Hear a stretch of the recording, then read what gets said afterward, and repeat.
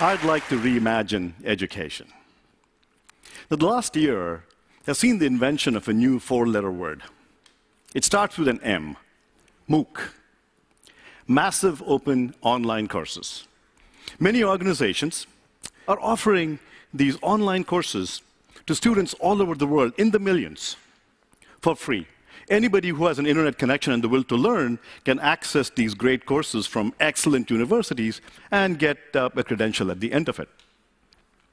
Now, in this discussion today, I'm going to focus on a different aspect of MOOCs.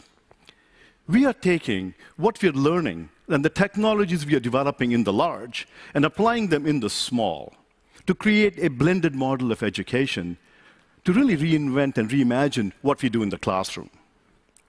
Now, our classrooms could use change. So here's a classroom at this little three-letter institute in the northeast of America, MIT. And this was a classroom about 50, 60 years ago, and this is a classroom today. What's changed? The seats are in color. Whoop-de-doo. Education really hasn't changed in the past 500 years. I mean, the last big innovation in education was the printing press and the textbooks. Everything else has changed around us. From healthcare to transportation, everything is different, but education hasn't changed. It's also been a real issue in terms of access. So what you see here is not a rock concert. And the person you see at the end of the stage is not Madonna. This is a classroom at the Obafemi Awolowo University in Nigeria. Now, we've all heard of distance education.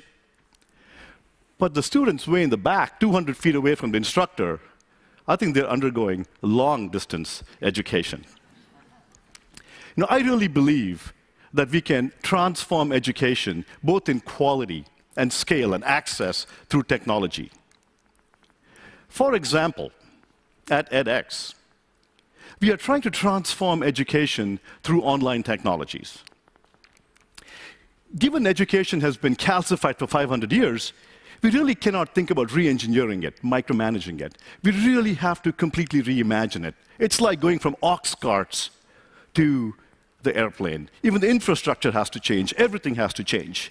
We need to go from lectures on the blackboard to online exercises, online videos. We have to go to interactive virtual laboratories and gamification.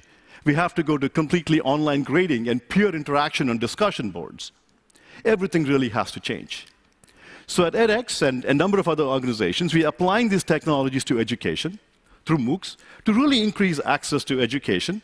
And you heard of this example where when we launched our very first course, and this was an MIT Hard Circuits and Electronics course about a year and a half ago, 155,000 students from 162 countries enrolled in this course. And we had no marketing budget. Now, 155,000 is a big number. This number is bigger than the total number of alumni of MIT in its 150-year history. 7,200 students passed the course, and this was a hard course. 7,200 is also a big number. If I were to teach at MIT 2 semesters every year, I would have to teach for 40 years before I could teach this many students. Now, these large numbers are just one part of the story. So today, I'm going to discuss a different aspect, the other side of MOOCs, take a different perspective. We are taking what we develop and learn in the large and apply it in the small to the classroom to create a blended model of learning. But before I go into that, let me tell you a story. When my daughter turned 13, became a teenager, she stopped speaking English. She began speaking this new language. I call it Teenlish. It's a digital language. It's got 2 sounds, a grunt and a silence. Honey, come over for dinner. Did you hear me? Silence. Can you listen to me? So we had a real issue with communicating, and we were just not communicating. Until one day I had this epiphany. I texted her. I got an instant response. I said, no, that must have been by accident. She must have thought, it's some friend of hers calling her. Then I texted her again. Boom, another response. I said, this is great. And so since then, our life has changed. I text her, she responds. It's just been absolutely great.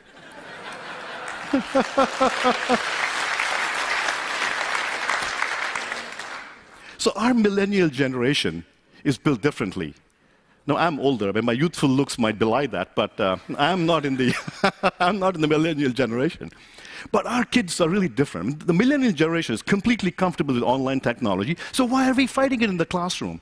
Let's not fight it, let's embrace it. In fact, I believe, I have 2 fat thumbs, I can't text very well, but I'm willing to bet that with evolution, our kids and their grandchildren will develop really, really little itty-bitty thumbs to text much better. The evolution will fix all of that stuff. But so why don't we embrace technology, embrace the millennial generations, natural predilections, and really think about creating these online technologies, blend them into their lives. So here's what we can do. So rather than driving our kids into a classroom, herding them out there at 8 o'clock in the morning, I hated going to class at 8 o'clock in the morning. So why are we forcing our kids to do that? So instead what you do is you have them watch videos and do interactive exercises in the comfort of their dorm rooms, in their bedroom, in the dining room, in the bathroom, wherever they're most creative. Then they come into the classroom for some in-person interaction. They can have discussions among themselves, they can solve problems together, they can work with the professor and have the professor answer their questions. In fact, with edX, when we were teaching our first course on circuits and electronics around the world, this was happening unbeknownst to us. 2 high school teachers at the Sant High School in Mongolia had flipped the classroom, and they were using our video lectures and interactive exercises where the learners in the high school, 15-year-olds, mind you, would go and do these things in their own homes, and they would come into class, and as you see from this image here, they would interact with each other and do some physical laboratory work. And the only way we discovered this was they wrote a blog, and we happened to stumble upon that blog. We're also doing other pilots. So we did a pilot experimental blended course working with San Jose State University in California. Again, with the circuits and electronics course. You'll hear that a lot. That course has become sort of like our petri dish of learning. So there the students would, the instructors flipped the classroom, blended online and in person, and the results were staggering. Now, don't take these results to the bank just yet. Just wait a little bit longer as we experiment with this some more, but the early results are incredible. So traditionally, semester upon semester for the past several years, this course, again a hard course, had a failure rate of about 40 to 41% every semester. With this blended class late last year, the failure rate fell to 9%. So the results can be extremely, extremely good. Now, before we go too far into this, I'd like to spend some time discussing some key ideas. What are some key ideas that makes all of this work? One idea is active learning. The idea here is rather than have students walk into class, watch lectures, we replace this with what we call lessons. Lessons are interleaved sequences of videos and interactive exercises. So a student might watch a 5-7-minute video and follow that with an interactive exercise. Think of this as the ultimate Socratization of education. You teach by asking questions. And this is a form of learning called active learning, and really promoted by a very early paper in 1972 by Craig and Lockhart, where they said and discovered that learning and retention really relate strongly to the depth of mental processing. Students learn much better when they are interacting with the material. The second idea is self-pacing. Now, when I went to a lecture hall, and if you were like me, by the 5th minute, I would lose the professor. I wasn't all that smart, and I would be scrambling, taking notes, and then I would lose the lecture for the rest of the hour. Instead, wouldn't it be nice with online technologies, we offer videos and interactive engagements to students? They can hit the pause button. They can rewind the professor. Heck, they can even mute the professor. So this form of self-pacing can be very helpful to learning. The third idea that we have is instant feedback. With instant feedback, the computer grades exercises. I mean, how else do you teach 150,000 students? Your computer is grading all the exercises. And we've all submitted homeworks, and your grades come back 2 weeks later. You've forgotten all about it. I don't think I've still received some of my homeworks from my undergraduate days. Some are never graded.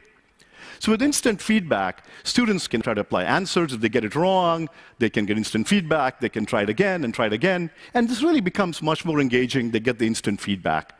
And this little green check mark that you see here is becoming somewhat of a cult symbol at edX. The learners are telling us that they go to bed at night dreaming of the green check mark. In fact, one of our learners who took the circuits course early last year, he then went on to take a software course from Berkeley at the end of the year. And this is what the learner had to say on our discussion board when he just started that course about the green check mark. Oh God, have I missed you. When's the last time you've seen students posting comments like this about homework? My colleague Ed Berchinger, who heads up the physics department at MIT, has this to say about instant feedback. He indicated that instant feedback turns teaching moments into learning outcomes. The next big idea is gamification. All learners engage really well with interactive videos and so on. They would sit down and shoot alien spaceships all day long till they get it. So we apply these gamification techniques to learning, and we can build these online laboratories. How do you teach creativity? How do you teach design? We can do this through online labs and use computing power to build these online labs. So as this little video shows here, you can engage students much like they design with Legos. So here the learners are building a circuit with Lego-like ease. And this can also be graded by the computer. Fifth is peer learning. So here we use discussion forums and discussions and Facebook-like interaction, not as a distraction, but to really help students learn. Let me tell you a story. When we did our circuits course with the 155,000 students, I didn't sleep for 3 nights leading up to the launch of the course. I told my TAs, okay, 7 by 24, we're going to be up monitoring the forum, answering questions. I had answered questions for 100 students. How do you do that for 150,000? So one night, I'm sitting up there at 2 a.m. at night, and I think there was this question from a student from Pakistan. And he asked a question, and I said, okay, let me go type up an answer. I don't type all that fast, and I begin typing up the answer. And before I can finish, another student from Egypt popped in with an answer. Not quite right, so I'm fixing the answer. And before I can finish, a student from the US had popped in with a different answer. And then I sat back fascinated. Boom, boom, boom, boom. The students were discussing and interacting with each other, and by 4 a.m. that night, I'm totally fascinated, having this epiphany. By 4 a.m. in the morning, they had discovered the right answer. And all I had to do was go and bless it, good answer. So this is absolutely amazing, where students are learning from each other, and they're telling us that they are learning by teaching. Now, this is all just not in the future. This is happening today. So we are applying these blended learning pilots in a number of universities and high schools around the world, from Tsinghua in China to the National University of Mongolia in Mongolia to Berkeley in California, all over the world. And these kinds of technologies really help. The blended model can really help revolutionize education. It can also solve the practical problem of MOOCs, the business aspect. We can also license these MOOC courses to other universities, and therein lies a revenue model for MOOCs, where the university that licenses it with the professor can use these online courses like the next generation textbook. They can use as much or as little as they like. It becomes a tool in the teacher's arsenal. Finally, I would like to have you dream with me for a little bit. I would like us to really reimagine education. We will have to move from lecture halls to e-spaces. We have to move from books to tablets like the Akash in India, or the Raspberry Pi, the $20. The Akash is $40. We have to move from bricks and mortar school buildings to digital dormitories. But I think at the end of the day, I think we will still need one lecture hall in our universities. Otherwise, how else do we tell our grandchildren that, your grandparents sat in that room in neat little rows like corn stalks and watched this professor at the end, talk about content, and you didn't even have a rewind button. Thank you. Thank you. Thank you.